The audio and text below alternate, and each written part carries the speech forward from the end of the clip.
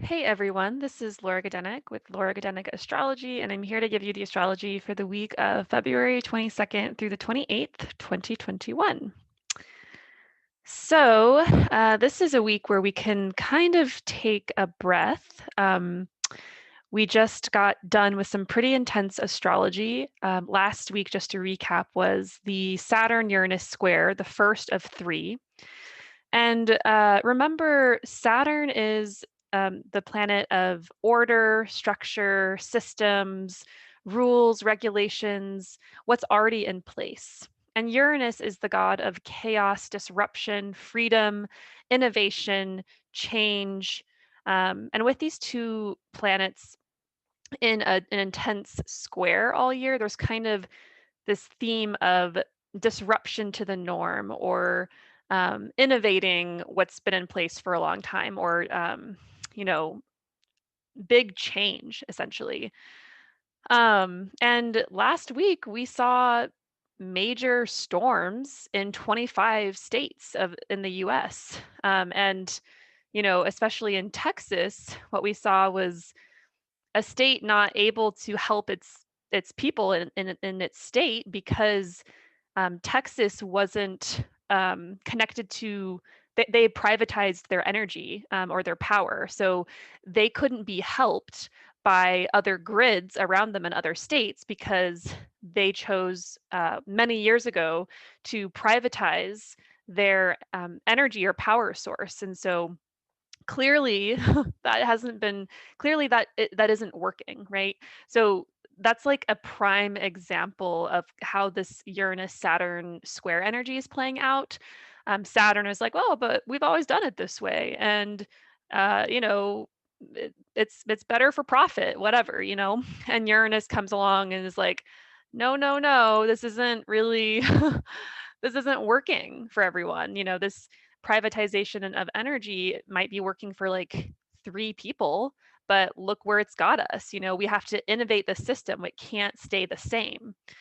Here are the consequences of sticking with something old and outdated, and that's essentially not working.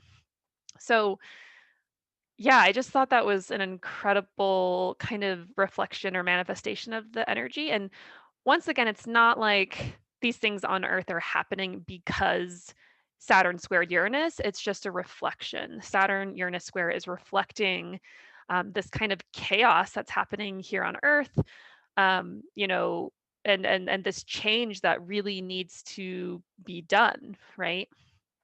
Clearly, we're in the midst of experiencing climate change effects, and old systems need to go. Old systems that aren't working, that are only serving a couple people.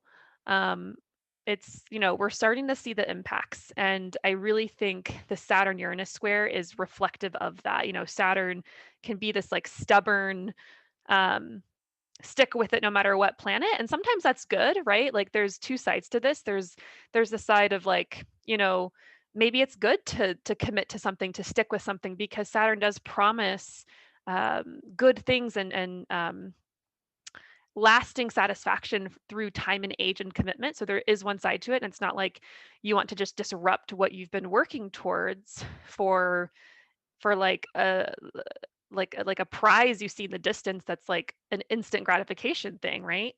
So there's that side of it, and that might be more playing out for you on a personal level, but kind of in the scope in a societal way, I guess what I'm seeing playing out is these old systems and structures aren't that need innovation, and if we don't innovate them, then this is the consequence. These are the consequences.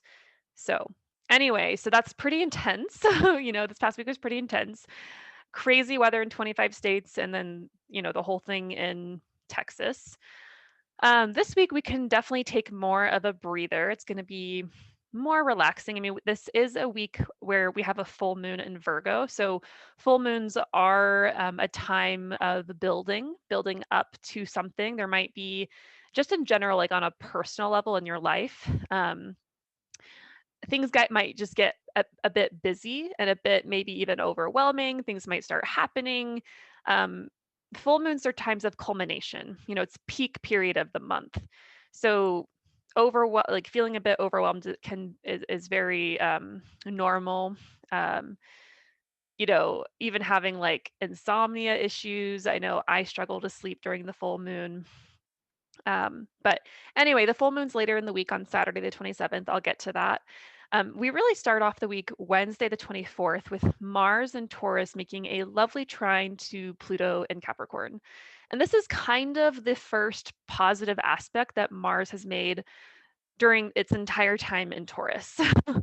Mars in Taurus is frustrated. Mars does not like being in the sign of Taurus because they have conflicting energies or desires. Mars wants to go, go, go, and Taurus is steady and slow and is more concerned with security than taking risks. So they kind of have opposite tendencies. And Mars entered Taurus in January 6th, which was also kind of reflective. It was kind of a timer that set off another Uranus Saturn kind of situation that we're experiencing, which was the raid on the White House. But so that's kind of like a general thing. But Mars in Taurus is frustrated. What have you been doing since early January that has been frustrating that you've maybe had to withhold or withstand or push through? And Mars and Taurus trine Pluto and Capricorn is kind of this final push, this final energy to get through it and to finish it out before Mars enters Gemini. This is a kind of like an I can do it energy. Um, I can pull through, I can finish, I can make it through the finish line. So yeah, this aspect's about putting a lot of effort into something, great ambition, determination. Um, you know, it, Mars is a planet about our motivation and how we take action. So, what do you want to change? What do you want to take action on? And make sure that it's for the betterment of everyone, not just for you. Or if it is for you, make sure it doesn't harm or hurt other people. Pluto can be a little, I don't know, I want to say like manipulative or like self-absorbed or power hungry. So just make sure that be aware of your motives. But yeah, this is an aspect where you can really accomplish a lot. You can pull through, get a lot of work done. There's intense willpower, courage, passion. There's a passion maybe for renewal, regeneration, transformation, and there's possibility for a cathartic release of energy, of anger.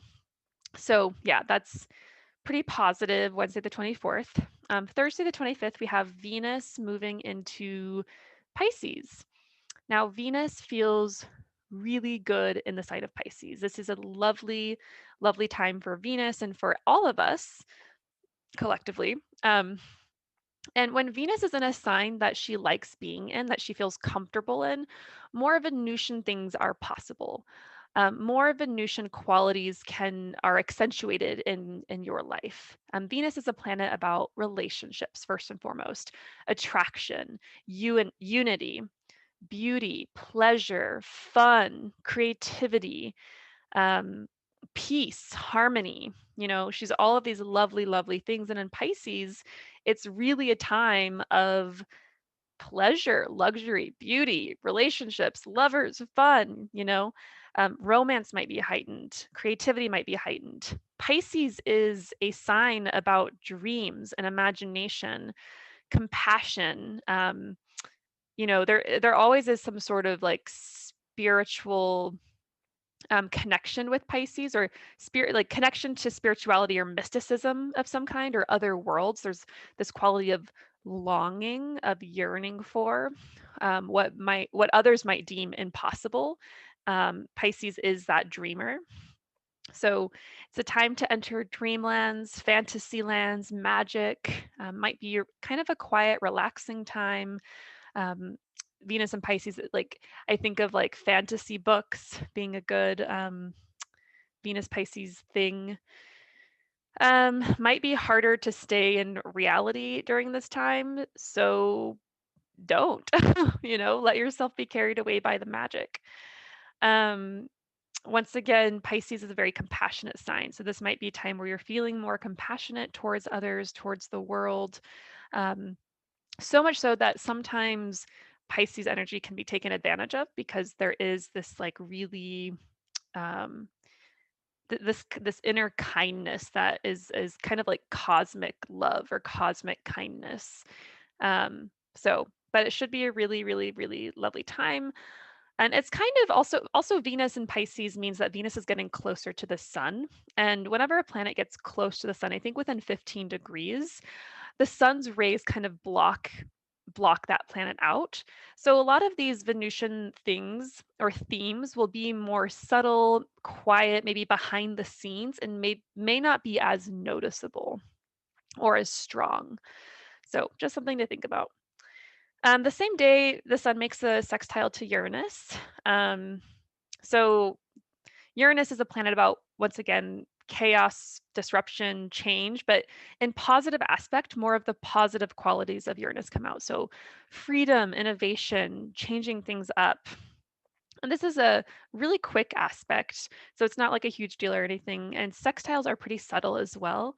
But in combination with Venus entering Pisces, I'd say this is a day to indulge, to do something new or different, something outside of the norm. That also has these Venusian and Piscean qualities. So that's soft, pleasant, whimsical, spontaneous.